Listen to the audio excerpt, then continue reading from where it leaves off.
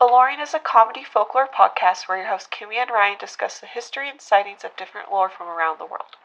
We laugh at many parts of these legends, but we would never laugh at the rich cultures that we explore or the cultural significance of the lore we discuss. We encourage additional research on these topics since our focus is on the lore more than the facts. This podcast also contains graphic and explicit content that may not be suitable for young listeners. Listener discretion is advised.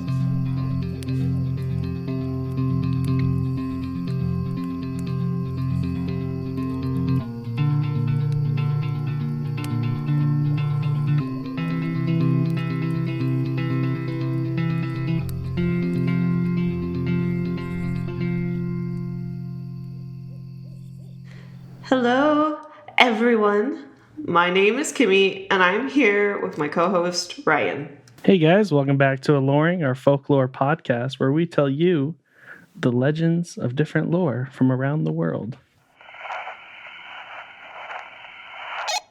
We've done it, Ryan. This is our first official episode of the podcast. This is our podcast child that we are showing off to the world. This is the start of it. Season 1, episode 1, right? Season 1, episode 1. Just episode 1. We're doing episodic now. Oh, I forgot, yeah. Yeah, so you guys get all the lore, and now you don't gotta wait for it as much. So we are super excited. Good things. We are so happy to be here. The work... for our lovely Patreons watching, I'm in the process of moving, so I am a mess behind here.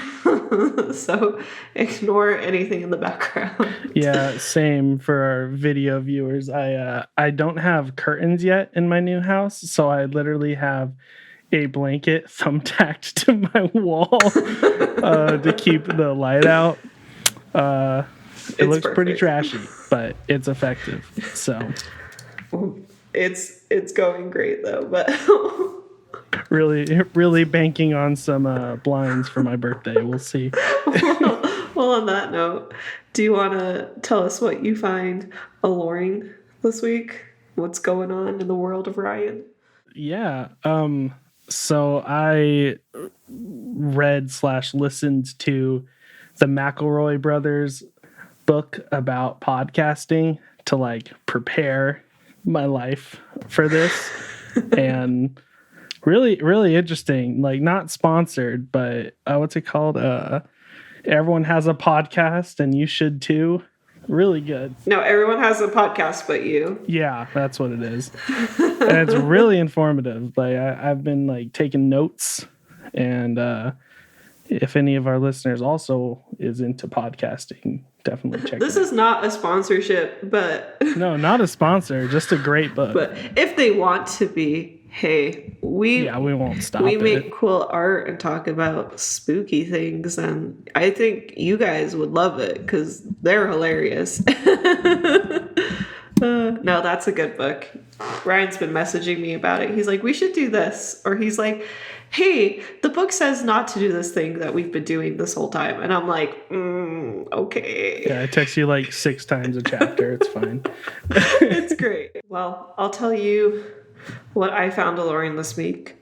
I am in a new place, and I love it. And I'm so happy because I don't have... We would cut it out of the episodes, but I had one neighbor that had a dog that had separation anxiety disorder. And it would do this goblin bark, and it was the worst thing ever. And we would stop our mid-recording and have to let it bark for 10 minutes. And I'm over it. So no crazy barking dog noise, just Luma's pitter-patters across the floor. Yes, so I am quite excited, and things are going great. All right, so we ready for this? Oh, let's do it. Hell yeah. So, quick note, we're doing a little Mother's Day special, so our stories are a little shorter, But we wanted to do a little special for you guys, because who doesn't want to do a Mother's Day special, you know? Exactly. Shout out to moms. Shout out to moms or grandmas or mother figures. If you deal with a child, bless you. Or if you're a dog mom, bless you. Pet mom, just a mom of any type. Because I can't do it, so you're doing great.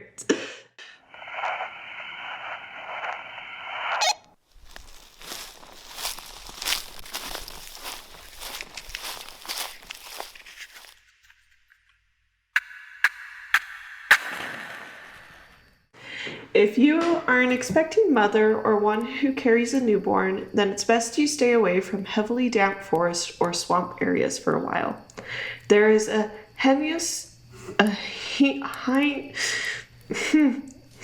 is an evil female swamp fairy that lurks near swamp areas, hiding in bushes covered in thorns, known to come out during foul weather. These fairies are just waiting to snatch up newborns and replace them with their own. So the baby you have may not be the one that you can keep.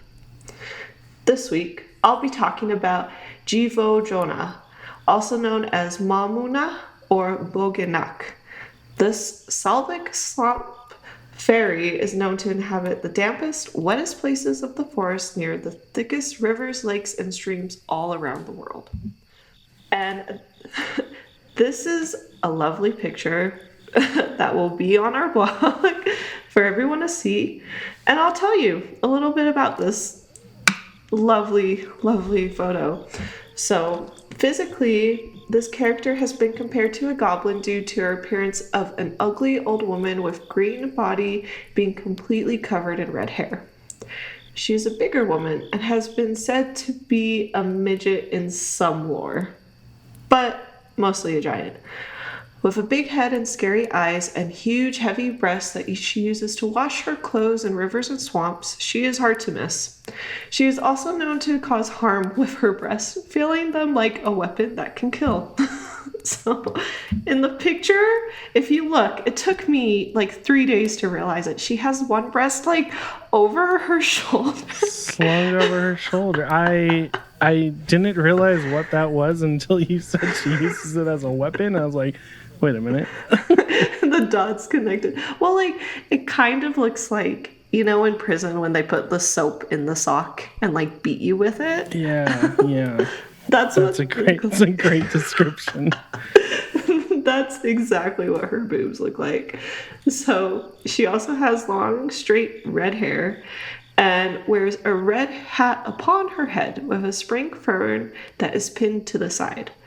There is also very, very few folklore that suggests she is very well endowed, beautiful woman, but it seems to blend in with Rusalka too much, and I rarely came across that in my research. So we're sticking with ugly, giant, ogre-like woman with long, saggy breasts. So pretty much everyone should update their dating profile to say that, and you'll be set for life. All right. So the personality. Mamuna is known as a very malicious and dangerous fairy. She preys on newborns and children that are beautiful, healthy, and a relief to their mothers. So kids that are well behaved, like babies that don't cry all night kind of thing. She goes after the good babies? Yeah, she goes after the good babies. Oh, what the hell? Yeah, so that's where the evil comes in. That's like the opposite of every single, like, usually these lores are like a way for people to like scare their children into being good, you know, is like, oh, Mamuna is going to come for you. But this one's the opposite. It's like, you better not be good. You're going to have some problems.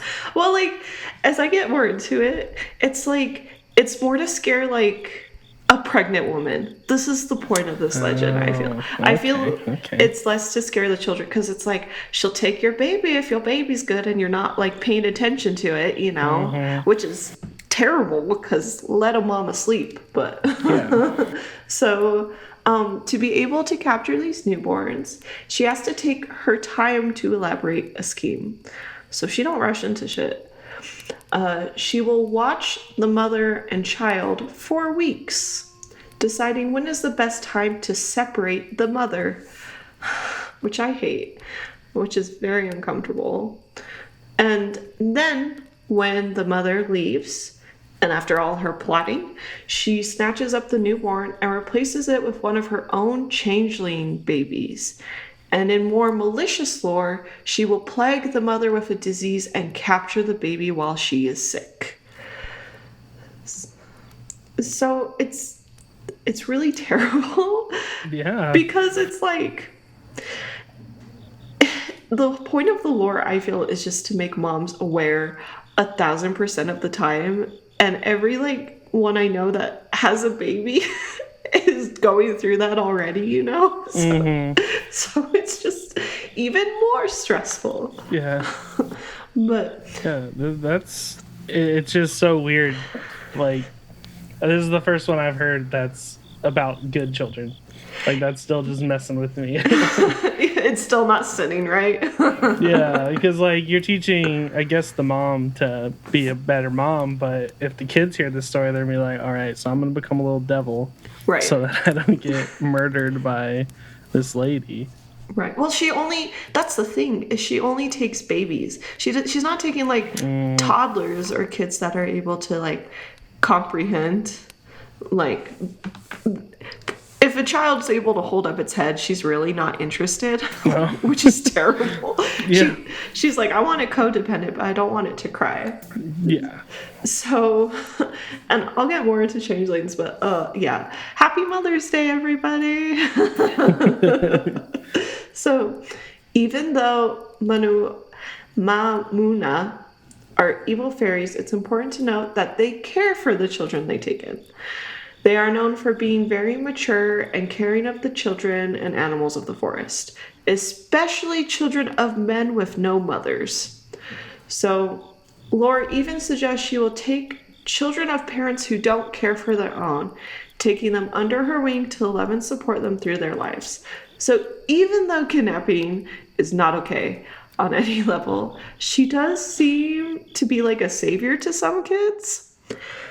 So, the fact she takes newborns and replaces them with changelings gives her the evil fairy demon title. Okay, so there is a lot of lore suggesting that she's good, and then there's lore that's suggesting she evil. And then here's another picture. This is more what I think she would look like, and I may like it because it's more D&D. One of my favorite folklore like illustrators and like mythological artist is Lucas Staniec, Staniec. We'll have a link to him in the blog, but I freaking love his take on Mamu. She's like more ogre-y looking. You can't really see her face. She has like a hood on and has like all these babies around her. And I think it's super cool. Yeah, this one's much more horrifying than that first one. The first one is kind of hard to get over, the slinged boob, but the first one you want to give her a bra just to support her a little bit, but this one you one's run not away bad. terrified. It's more like Silent Hilly. It's more like spooky, like classic spooky. He's got the blood on the apron. It's so cool. Quick note, I do want to note that some lore refers to her as more of a demon or goblin. I personally think she's more on the evil fairy end because of the kidnapping, but she does take the children in and she doesn't eat or murder them or do all these terrible things.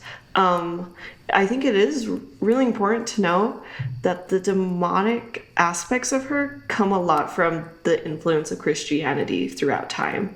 So it suggested she was an evil fairy and she was a demon in the lore of legends that she would harm women with childbirth and plagues them with diseases and do all these awful things. So what's really interesting is priests at the time would warn soon-to-be mothers that if their children aren't baptized, and that's the Christianity seeping in, that the mama would come for them. So yay, scare tactics for religious belief systems, because that goes so well every time. So, okay. So that's just like her personality.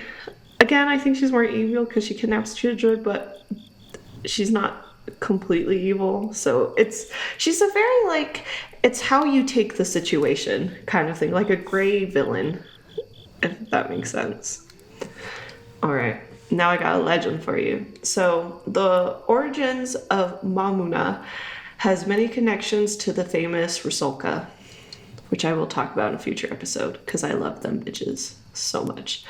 But for the sake of this story, Rusalka are spirits of girls who died tragically by water or were killed by their own children in childbirth, or if they died during pregnancy, or if they had a child out of wedlock. So a lot of deaf women and children involving.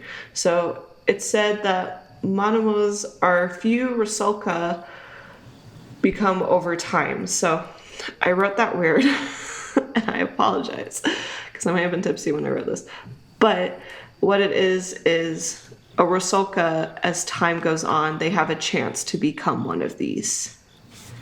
If that clears up like where the connection is of the two of them. So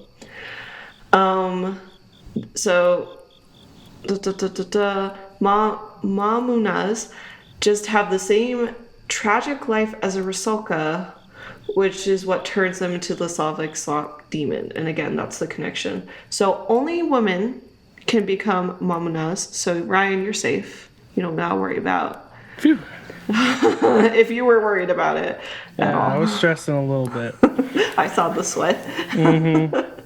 And your risk to become one increases if you are a spinster, an orphan, an unmarried mother, or a pregnant woman who died before childbirth. And then some surprising ones was if you're a midwife or an old maiden, which I don't get that. I was like, you're literally helping in both of those scenarios. Yeah, you're usually a good person in those cases, but... Right. And then, of course, the worst one is a woman that abandoned a child born out of wedlock. So all of these are ways you can become one, or you've been a Rusalka too long, and it's just what happens, I guess. So sadly, these demons are supposed to represent things that are considered bad for a woman and represent an unnatural life or death, which, thank God, times have changed, because a child out of wedlock or death during pregnancy or dying tragically isn't any girl's fault ever. So fuck divine fate and all that shit, because thank the Lord. But it's super cool to learn. So if you want to click the next slide, I'll tell you about changelings. Oh. That's something. This is my favorite photo I found. So, speaking of unnatural things, I want to tell you about changelings. Oh, goodness. Okay. So changelings are babies that are born from a fairy and a demon. And the demons would use these babies to replace children they stole. So, but here's the kicker. It's a demon fairy baby, right? So it doesn't grow like a normal human. And sadly, they rarely make it to adulthood. And if they do make it to adulthood, they speak gibberish and mistrust people greatly and become spiteful, antisocial loners. So they are no bundle of joy. And that's why the Manua changes them, is because she wants a child that's easy to take care of for her. So she has all these babies, and she replaces a happy baby with one of her pain in the ass children. And now she has an easy baby, but that leaves the mom now with an evil child. So at first, the changeling looks like the newborn, and the mother can't tell it apart. So they look the same. Tomatoes kind of thing. And so, but as time goes on and as they get older, the appearance and the characteristics start to unfold. Changelings form jagged teeth that they cut themselves with, and combined with an extremely glutinous appetite makes for some poor sore nipples. And every woman that has ever breastfed and that has heard that, I am sorry, because you are probably holding your boob right now. So, little demon teeth. And I can't even imagine. Ugh. And these changelings also refuse to sleep. They are constantly noisy and are terrified of their mothers and are super malicious to them because it's not their original mother. So, changelings can be spotted by their uncommon appearance. They will have disproportionate bodies with large or small heads that are disfigured, a hump, thin arms and legs, hairy bodies, and long claws. So, the more you go with the lore, the more like demonic they kind of appear. And the more you go with history, sadly, the more they look kind of just like a little different person, you know? So this is my precursor of why I'm not getting too into changelings, because sadly it seemed that changelings and the connection with Mamuna was early Slavs' way of understanding disability among children. So at the time, it was easier to explain away that a demon stole the child than to accept disability as part of human life. It's brutal, but unfortunately was common among early cultures, but thankfully times have changed. So I'm not going to get too into that history because I just think it's sad, but that's how they dismissed it, and it's not okay. So we're just going to talk about little demon babies with little claws and little jagged teeth that look demonic and this creepy photo that has given me nightmares. So, but don't worry, in case you all were like, hey, I don't want my sweet newborn to be taken and I'm not going to baptize it. That's okay. There are ways to protect your baby. If you're a new mother and you're worried something's going to happen to your baby, fear not. We have got you. So try tying a red ribbon around its hand or putting a red hat or red cap on its head to shield its face from the light of the moon. Keep St. John's worst flowers are a great way to keep the evil fairy at bay. They are completely avoided by them. They don't like these flowers, I guess. I don't know. Some people just don't like different flowers, but it works.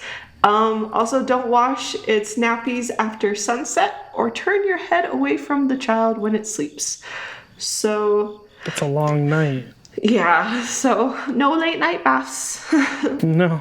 Face the baby, cover its head with a hat that's red of some type. Or you have to face the baby all night? Yeah. So you got to be you got to be a right side sleeper, or you got to figure that out. You roll over at night, you're in trouble. If you roll probably a full 180 or 360, you'll be fine. Yeah. Then you're good. Well, it's 360, yeah. What's math? Yeah, 180, you're in trouble. 360, you get to go. I got my degree, I promise. I just know it's one of the two. But, so that's how to do it. And then if worse comes to worse and the Mamuna manages to take the newborn, you can still rescue the child.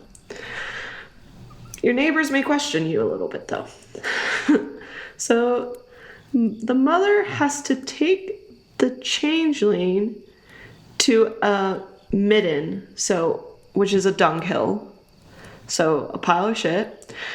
And with their new changeling baby, that's obviously not theirs, they whip the changeling with a birch tree and pour over it water from an eggshell wall, shouting, "Take yours back, give mine back."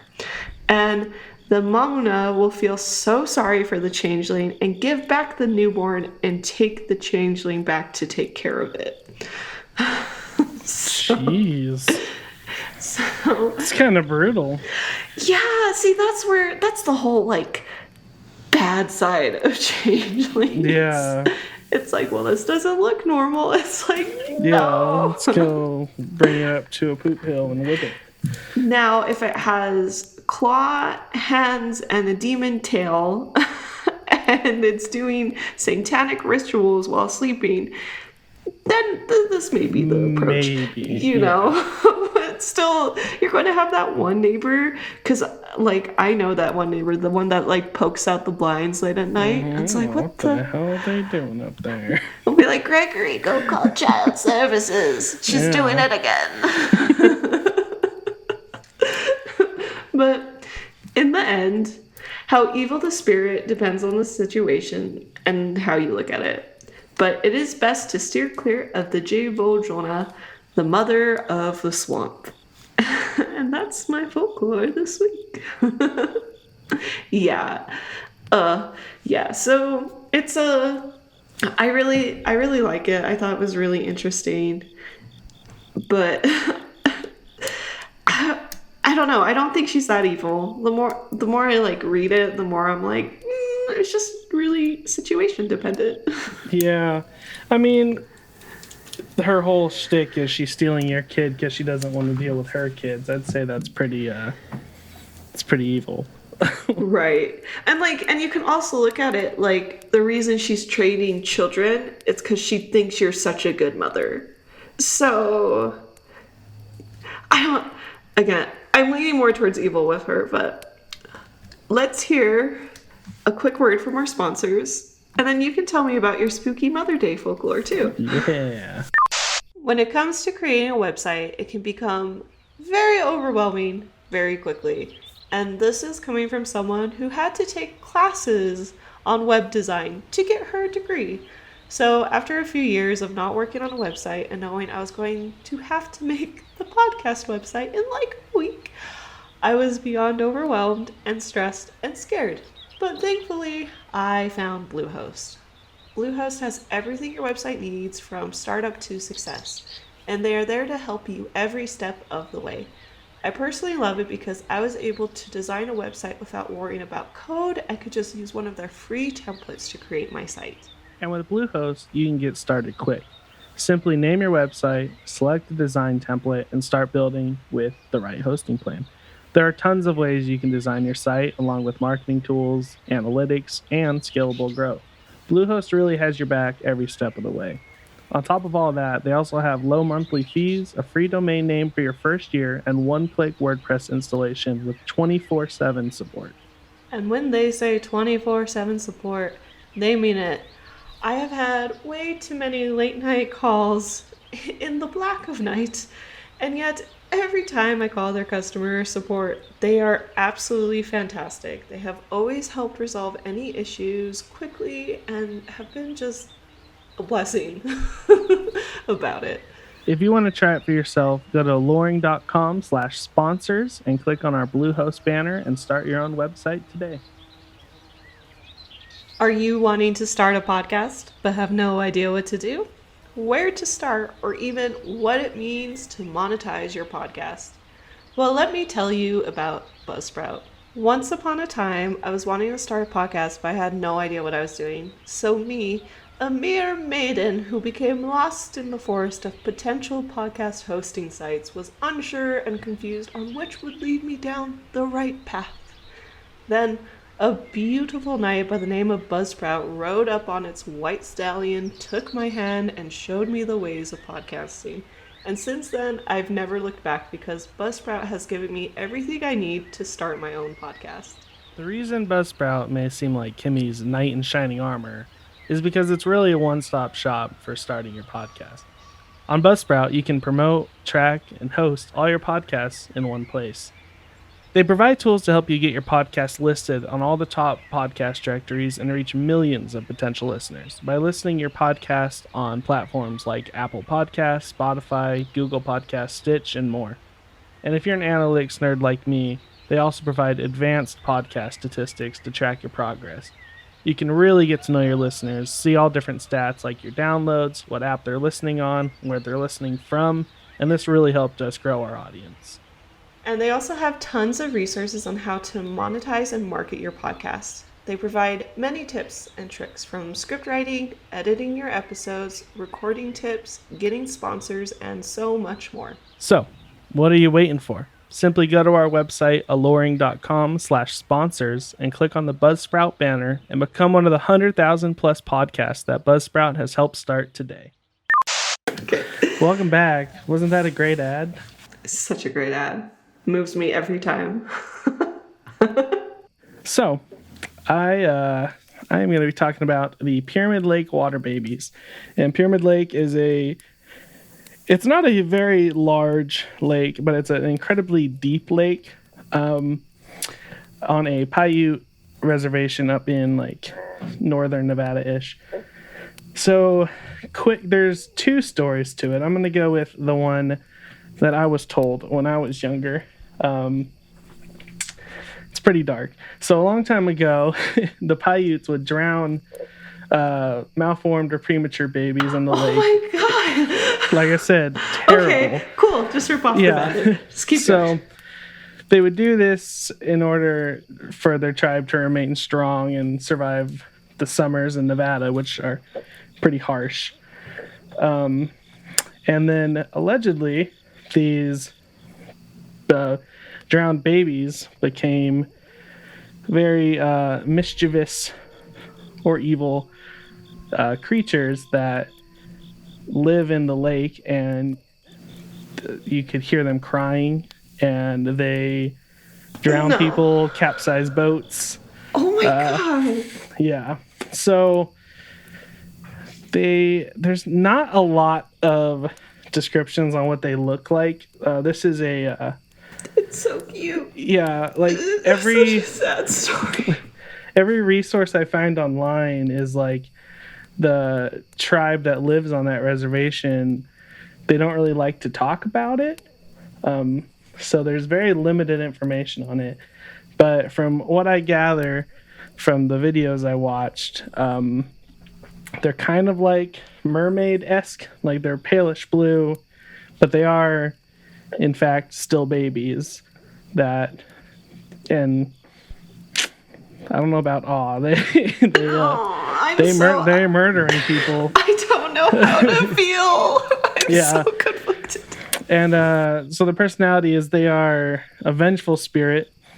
And yeah, like I said, it ranges from just like turning off people's boating equipment all the way to pulling them down to the depths of this incredibly deep lake and drowning them. I don't know how to feel about this because, like, they're babies. Yeah, they are evil babies. Yeah. In that picture, it's such a cute little baby. Yeah. Yeah, and so basically, in order to avoid them, you just don't go to the water past sunset. So they don't come on land. They can't come after you. So basically, just avoid the water. You're good to go. Is that how your camp advisors made it so you guys wouldn't skinny dip at night? Likely, yes. But that's why they'll try and lure like unsuspecting like mothers or children to the water by crying, so you think, there's a baby out there, and then they drag you in. Damn, they'd sucker me in. Mm-hmm. That'd be the one that would get me. So a alternate version of this story that's still pretty dark, but substantially less dark, is that a Paiute boy fell in love with a mermaid that lived in Pyramid Lake, and he brought her back to the tribe. A little hazy on how the mermaid got out of the water, but he brought her back to the tribe because he wanted to marry her. There's the only thing I could think of is he made like some type of like mini tub and he like rolled it to the tribe. They're like, what is he doing with the whole fish tank over there? Yeah. But so once he got the mermaid back to the tribe, all of the tribe elders told him, of course you can't marry this half fish, half human. So they made him bring her back and put her in the lake. But before she could do that, she took some kids with her out of revenge. and turned them into serpent-like creatures, which do the exact same thing as the water babies, just a slightly different way that they got there. I love that version. Because she was like, I would like to marry you. And he was like, yes, let me marry her, right? And her thought process was like, I want to get some cute babies out of this, right? And then they get there, and then they're like, no, you can't have a child. And he was like, well, I'm not going to go against that, right? And as like that was happening, this is why I want to think it was a tub. She was like telling children, she's like, come here, would you like to see a mermaid?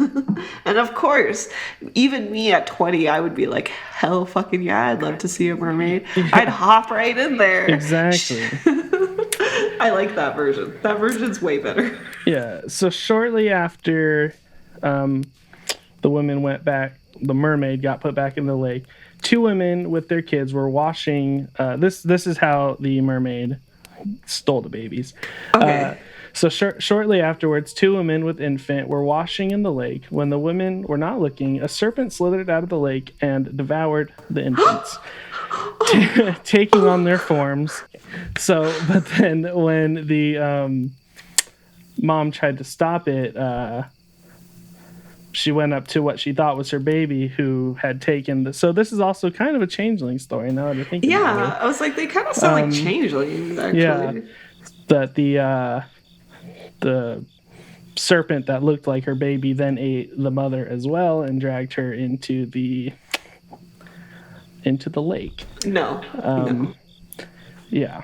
So those original two children that were stolen are what the water babies are in this instance. Okay. Yeah. Okay, so I didn't go swimming much on my camping trips. that's terrible. It was in Nevada. It's hot as hell there. Why the fuck would they tell you guys that story? Well, luckily it's only like they said, they only will get you after dark. So you don't gotta worry during the day. But you can have fun during the day. Dang. Young me was still absolutely terrified. No, I would be scared shitless. Younger Kimmy would be like, no, I'm not even touching the water, and I love mermaids. The camp director would be like, I have a story about mermaids for you guys. And I'd be like, and I'd be so excited. And then they would be like, I want her to sit in front. And they'd just watch my face move to horror. So this mermaid kidnapped these kids, right? And turned them into serpents. And I'm like, this isn't the Little Mermaid. And just start crying. Yeah. Yeah, so like I said, the story I heard was the drowned babies, which is really messed up and really dark, but that alternate legend with the mermaid, I think that one's a lot cooler. I like that one. We're going to say that's the one because it's less depressing. Oh my goodness, that'd just be terrible, you know, like you hear a baby crying, so you're like, I'm gonna help them, and they pull you to the bottom. And Cave Lake is very deep. Yeah, not Cave Lake, sorry, so Pyramid. Ominous. Pyramid Lake. No, I agreed with you. I was like, oh yeah, that's the one. No, the picture looks so 345 feet, I believe is what I read online. So it's very deep, and there's a bunch of these like underground tunnels that connect them to other lakes in the area. So if you get pulled down there, and true story is a lot of bodies are found in Pyramid Lake. Like people drown there all the time. That was my next question. So the thing is, like, when a body dies in the ocean, I'm like, it's going to just go back to like the ecosystem, you know, like the whole life. But I'm like, you will always find a body in a lake. And I hate whenever I go out to a lake, I'm so excited because I'm like, I gotta finally swim. And then I like touch the water, and while I'm enjoying my day, I'm like, there's a body in here. Yeah. And I'm like, oh, no. Yeah, and Pyramid Lake has a higher than usual number of like people drowning in it, which could be explained by the water babies. Oh my god, I hate that. Oh, I hate it so much. Oh, it's fine. I just don't know how to feel now. I was so excited to record, and we just talked about depressing. Yeah. Mother's Day movies. Happy Mother's Day, everybody. Happy Mother's Day, everybody.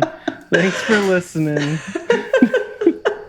Let me pull up our alignment chart. Well, let's give you guys our alignment chart. So we'll post this on Insta and Twitter. And like all of our social media platforms we have. But I had the blue one.